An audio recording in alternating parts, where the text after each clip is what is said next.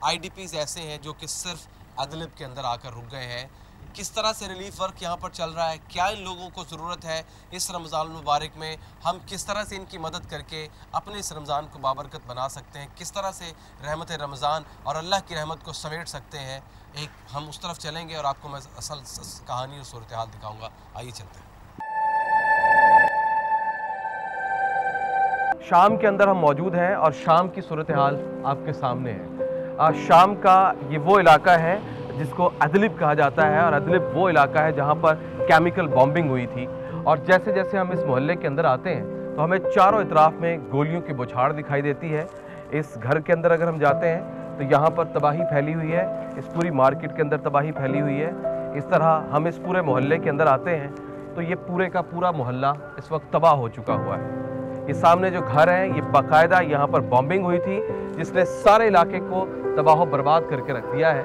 ये अदलिब है और अदलिब के दिल में हम वाक़े हैं। ये वही इलाका है जहाँ पर केमिकल बॉम्बिंग की गई थी और उसके नतीजे में 125 अफराद मौके पर ही जाँ बहक हो गए थे। ये जो आपको सारा इलाका दिखाई दे रहा है ये सारा डिमोलिश हो चुका है। यहाँ पर इक्का दुक्का लोग चलते फिरते दिखाई देते हैं। ये देखिए ज़रा घर, आइए मैं आपको कुछ दिखाता हूँ घर।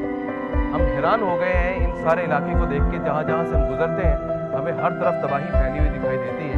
ये सब घर तबाह हो चुके हैं। ये सारे केमिकल बॉम्बिंग की वजह से ये सब इलाके टूट चुके हुए हैं। कुछ इस तरफ से मैं आपको इलाका दिखाता हूँ। ये देखिए ये सारा टूट चुका हुआ है।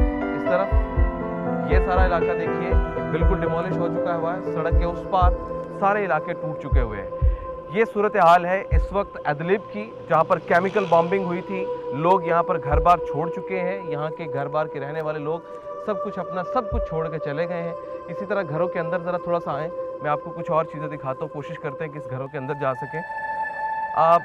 आसार दिखाई देते हैं दूर दूर, तो कहीं पर कोई घर अगर बच गया है तो वो अपने घर को संभाल के बैठा है। इनके आसार ये बताते हैं कि ये दुकानें थी और इन दुकानों के मुझे लग रहा है कि ये दुकानें थी और ये दुकानें अब मुकम्मल तौर पर तबाह हो चुकी हैं। ये सारे घर जितने भी इस वक्त घर हैं ये तकरीबन डिमोलिश हो चुके हैं।